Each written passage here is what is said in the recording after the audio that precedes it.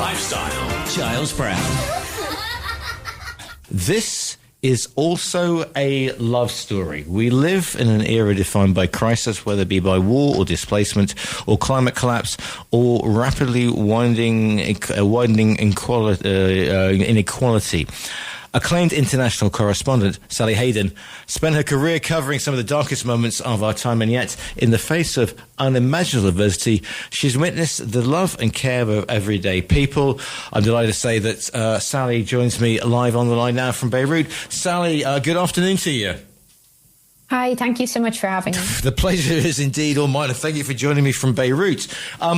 You're an acclaimed foreign correspondent. It would have been very easy for you to write a book which was dark and held out very little hope. This is one of the things, the tenets of journalism, is to shine a light on the dark corners, and this is shining a light on the positive, on the fact that, without coming over all Hallmark greeting cards, it's that there is love and there is good in the world. Yeah, I think that so I've been a journalist now for about 12 years, I would say, and I've reported on really horrific things, exploitation, violence, inequality, all of that. But I've also seen love absolutely everywhere that I've been, and I felt like journalism, it doesn't always convey that. And I wanted to give people examples of the love stories that I've seen. I would say that I see it more than greed or inequality or even cruelty. Like I see love on a daily basis, and yeah, I wanted to be able to show that to readers as well. The thing is, when you go to a publisher or something like that and you say, I want to do a book about love and the fact that, there is, in a dark world, there are still glimmers of hope, or it's the overriding thing, your publisher might go, well, no, but what we really want is a book about how terrible the world is, because they sell. I mean, grief and horror stories kind of sell more than stories that have positivity and hope. So was this quite a bit, was this something to do with just because you have to report on some of these terrible stories? It's if you like, it's redressing the balance so that you keep your own sanity, Sally. Yeah, partially that. I mean, it's my second book. So it's actually the first idea I had for a book, but it's my second published book. And my first one was about migration to Europe, and particularly looking at human rights abuses and EU kind of sanctioned, violence. And yeah, so it was quite a dark and bleak book. It's called My Fourth Time We Drowned, if anyone is interested. But even in that book, like, I had a chapter looking at love and looking at how people fall in love, on migration routes, for example, or the journeys that they make in search of a better life for their family, or, even people, like couples getting together in detention centers. And I think that with the second book, it was my first book idea, but then I got distracted by doing the first published book. I then wanted to go back to that and say, yeah, like, I think that love is important. It's important that people see that love exists, but also it is kind of a book about the dangers of dehumanization. And that was a theme in my first book. And it's again a theme in the second published book. And showing that love exists. I mean, it's another way of showing, the fullness of human beings and the fact that humans exist in the middle of all these geopolitical events. And sometimes it sounds very basic, but I think sometimes that can get quite lost. Because the thing is, and we do this on a regular basis, we're lucky to be sort of Western Europeans living, in my case, I'm living in Spain. You're you're in Beirut at the moment, but obviously you've grown up in Western Europe. And so we run the risk, don't we, of viewing other places as I just go back to an American general in Vietnam saying, the Vietnamese don't appreciate life in the same way that the Europeans do. And that was a way of of justifying the abuse that they'd visited upon the Vietnamese people. And we kind of, when you say Syria, or when you say Lebanon, or when you say Gaza, people go, oh yeah, but it's just the Palestinians stroke the Lebanese, stroke the Syrians. They're used to that sort of thing. And actually not, because, you meet with, I'm in a very international zone being in the south of Spain. I know Iranians, I know Syrians, and they have families. They were driving BMWs. They had great houses. They weren't if you were to believe some of the newspapers, everybody's still living in woad in some of these places. And it's not, we're all 21st century human beings, and events that we have nothing under our control just rent them asunder. Yeah, I mean, I find that a lot because I've been living in Beirut since January 2024. And when war kind of reached Beirut, which was in September 2024, I was doing radio interviews and people would exactly say things like this, you know, oh, but they're used to it there, you know, aren't they used to being bombed or aren't they used to war? And I would be like, no, like this is really shocking, you know, and this is, you know, the pain is still pain. It doesn't change depending on where you are. And I think that, I mean, so the book looks at 9 different countries. It's not just war, it's economic crisis or natural disaster or, you know, from Ukraine to Japan to various African countries and countries in the Middle East. And I think that like some of these crises, like they weren't predictable necessarily. And I think that it was like a lot of the people who spoke to me, actually, they wanted to speak as well because they were saying, you know, a crisis can happen in any place and in any country. And this is, you know, maybe we've learned something that could be useful for somebody in a totally different country in the future that maybe right now doesn't realize that they're going to go through some of these things. Yeah. And also, I mean, I found, you know, just reading through the notes, I mean, the tsunami that hit Japan 10 years ago now. And there's a way of dealing with grief. And again, it's I don't know if it's a very Japanese way of dealing with grief, but, you know, it's a thing about the dead aren't gone, or a way of working and comprehending the loss of somebody is to write letters to the deceased. You know, this was deeply touching. Tell me a little bit about that, Sally. Yeah, so I went to Japan to do a chapter on grief, exactly, and I ended up coming across this man, Yuji Akagawa. And for me, like, the book is about love, and it's not just romantic love, it's love for family members, love for community. And I thought that one part of love is grief. How do you love someone after they're gone, or do you continue to love them after they're gone? And what Yuji Akagawa had done is set up this, he calls it the drifting post, this post box where people who had lost someone could write letters to them. And so in 2011, as I'm sure lots of listeners know, there was a massive earthquake and then tsunami. Around 22,000 people died. And what I found more than a decade later was that some people who had lost someone at that time were still writing letters to them, some of them very regularly. And the idea of Yuji Akagawa was that all these letters, unless you specified that they're private, that they actually be made public. So you can still go to his cabin and basically just read these letters and use it to kind of find a way to process your own grief and to find your own words and to figure out what you want to say. And even he said people would go to the cabin and become friends with each other, you know, both grieving in different ways. And I spent a bit of time in Japan, but I met quite a lot of people also talking about different kind of efforts that had been made. And it was really insightful. And for them, again, they were saying, you know, we never expected to deal with this. And maybe this situation might be different. It might even be not a massive disaster, but just a person on their own who's dealing with grief. But maybe some of what we've learned is helpful for them. Yeah, absolutely. Because I mean, grief is the one that we have no sort of safeguard against. There's no, you know, and people talk about the 7 stages, but if you're grieving for someone, it comes like a left hook out of nowhere on times and can absolutely poleaxe. And it's not something, you know, you can kind of talk about it, but it's almost embarrassing. People sometimes think, oh, you should be, maybe that's a very British thing. You just stiff up and move on. And to do that is, I think it's an absolutely wonderful and beautiful way to do it. There's also, we talk about love and there's, you know, there's mother's love. And again, every time we see Nigeria, it tends to be, a shooting or a kidnapping of girls and something. And again, they're used to it in Africa because it's different. No, it's not.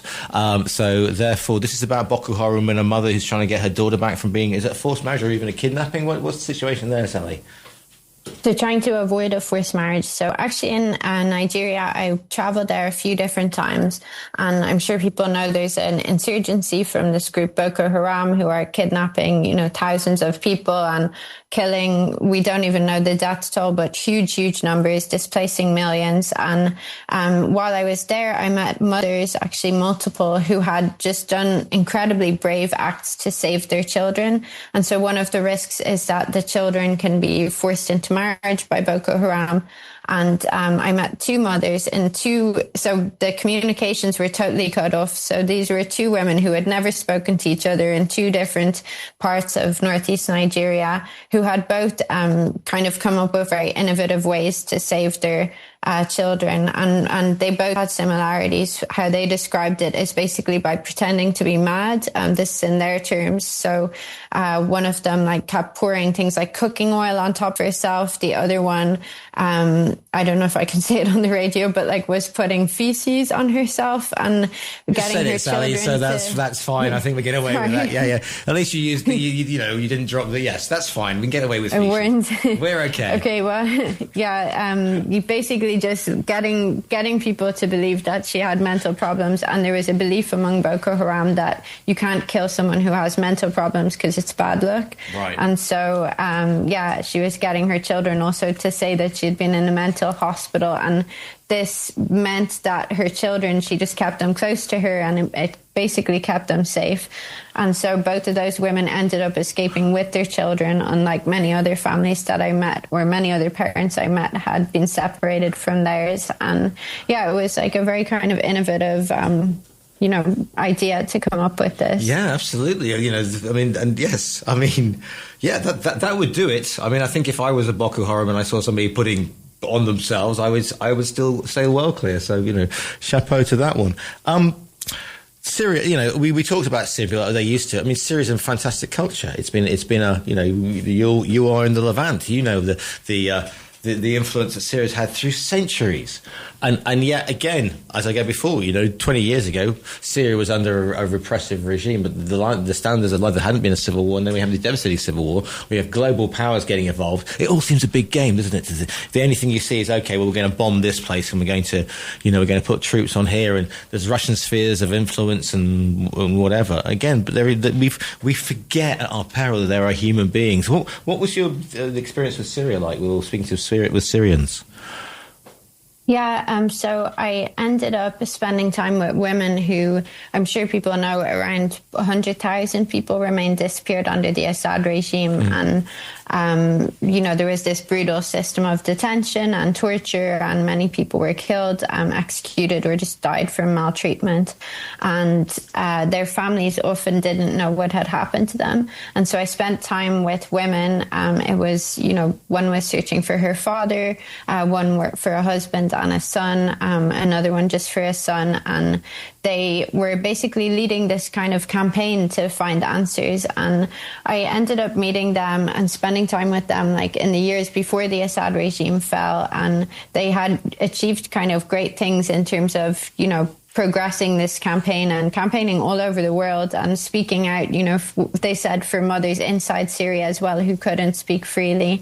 But then the Assad regime fell, and I ended up going to Syria the day after and joining thousands of people who were looking for missing loved ones in Sednaya prison. Yeah. And so one chapter is just a documentation of this kind of, again, it's active love as well. And the things that we will do to try and get answers and find out what happened to our loved one and to rescue them if possible. The emotion on that day must have been overwhelming, because to have some friend of mine who's from Argentina, and her sister was disappeared in 1977, and never, beautiful woman, and never found. She's one of the, and you think about the thousands in Chile, the famous mothers in their headscarves doing the dance. And, on a certain level, you think, oh, well, why would you want to, but then on a basic level, you want to find. You talk about somewhere in Ukraine, a friend of mine was killed. He was a cameraman. He was killed in Ukraine. And his wife, Michelle, said, I just want to get his body back. And that is the thing. You just want to find, the Americans call it closure. It's a very, very human response. Yeah, and I mean, there's a scene in the book where there's a UN General Assembly vote on setting up a new mechanism for searching for the missing people of Syria. And after it passes, and that was as a result of the campaigning by these women, a lot of representatives of other countries, like you're saying, like Argentina, like Lebanon as well, like Chile, like they stood up and said, yeah, we've also faced this problem. We know what it's like to have a missing persons crisis, and we know the pain that it causes. And I think when you talk about, crisis situations, I mean, part of what I was thinking with this book, and I think the result has been, is also showing that these things, they're not so isolated, and that, I know that a lot of the Syrian women, they said that they've gained strength by speaking to others in other countries who have been through these things, and, sharing advice and sharing, just solidarity, I guess, which is very meaningful. Because, in a world that we're riven by division and we're told to shut borders and we are told that we are different and these people are different from us and we're going to stop other people coming into our countries and whatever, we forget we are all human beings, I mean, they're saying, we all bleed red, as the saying goes. And so therefore there doesn't matter if your husband disappears in Uganda or Rwanda, or your husband disappears in Argentina, or he disappears, in the Ukraine. It's still the same emotion. You're still going to have that emotion. It doesn't matter where in the world, because we're all human beings, Sally.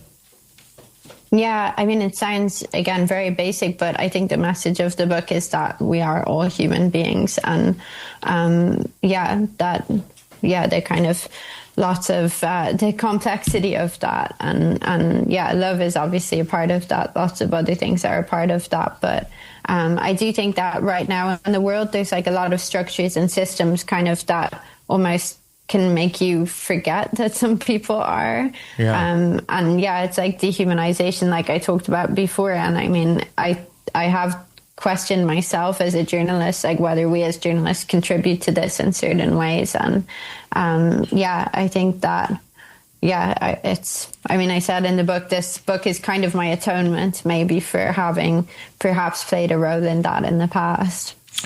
I mentioned Ukraine a bit earlier. And the role of journalists though is to go places that people can't do and ask the questions that people can't. And I mentioned my friend, Pierre, who was the cameraman who was killed in Ukraine in like the first couple of weeks. And that's, he's doing his job. I mean, as journalists, we kind of that may be par for the course. And you kind of maybe expect it, although it's still a devastating blow for family and friends when that happens. But you've got a love story as well. You've got a couple who we talk about long distance relationships, but I mean, when an invasion comes between you and your loved one, and you are presumably this is both is there on the other side of the ball. I mean, what's the situation with this one, Sally? In Ukraine, you mean? Yeah. It's a couple. What I mostly focused on is a couple called Irina and Sergei, and as everyone I think knows, when the full-scale invasion happened, like many people signed up, particularly men signed up to fight to, as they saw it, defend their country, not knowing that this war is going to go on for so long. And men generally of a particular age were banned from leaving Ukraine, and many more have been conscripted since then. And so, you have all these relationships where particularly men have ended up going off and fighting, which was never expected. And women in particular ending up just, either leaving the country or being in Ukraine, but like not able to see their loved one. And I decided to go to Ukraine in December 2023. I actually went for Christmas. And I met particularly women who were kind of dealing with this, and they like really wanted to speak, which I felt a bit weird because I was like, I'm asking you about your relationship. But I did find that many women wanted to talk because they were like, actually this is a major part of it. The impact on your personal relationships is really significant. And there had been all sorts of things that they hadn't imagined, like how to deal with PTSD, for example. Like, your partner comes back from the front lines and they actually don't want to leave the house, or they can't be in crowds, or they're acting very strange, or they like almost feel like doing civilian things is like, might make them, put them in more danger in the long term because they're kind of have adopted this other mentality. And it's like very, also them being lonely. How do you never know when they're going to have leave. They also talked to me about like, their fears that maybe they're kind of going back into traditional gender roles, whereas, they had much more kind of equal relationships in the, before this, but now it's suddenly become like they're expected to do certain things and the man is doing certain things. And I think that was all really fascinating for me. And the fact that these women were willing to speak so openly, and I ended up meeting some of the men as well. And yeah, so the main couple that I talked to was called Irina and Sergei. And Irina talked to me for hours and hours and hours about her love for Sergei. She loves him so much. She said the first time she saw him, she realized he was so handsome. He had a mustache like Salvador Dali. And yeah, she just, she just absolutely loves him. And it was insightful to speak to her and then to meet him very unexpectedly right at the end of my trip. Yeah. And the moustache was as advertised? Was it as Salvador Dali-esque as you hoped, or did he get rid of it during Perhaps not, yes. But I'm not sure if that's it. Yeah, maybe the war has changed it. What are you hoping that people will take from This Is Also a Love Story? What are you hoping that people will learn? Well, I mean, I think both learn, but also, I mean, this maybe sounds cliche, but you kind of hope as a writer that you're more starting a conversation than ending it. And so, I'd be happy to hear responses from people about the book, because I think that, someone heard me speak about it and they said, do you think we need a paradigm shift, in how we're looking at these situations and dealing with the world? And, I think journalists maybe could read it and ask themselves some questions. And just generally, people, I think if it gives anyone any insight into any of these crisis situations, that's obviously good. But I do think it raises more broad questions as well, which maybe other people can contribute towards answering. The book is called This Is Also a Love Story. It is by Sally Hayden speaking to today. Sally, you said you wanted people to talk and maybe have a conversation. If people want to find you online, where's the best place to find you and have that conversation? And it appears we've lost Sally just at the last moment. I thought that might be a problem because of... Sally, you're back. We just lost you. I think I'm just fine. Yeah, okay. Just say, you said you wanted people to have a conversation. So if people want to find you on social media and continue that conversation and talk about the good stuff, if you like, or, your thoughts on it, where can they find you on the internet, on social media? Where can they find you? I think I'm pretty easy to find. Sally Hayden, Hayden. The book is called This Is Also a Love Story. You can order it via our own bookstore. Sally, it's been absolutely brilliant to speak to you today. Thank you so much for your time. Thank you so much as well.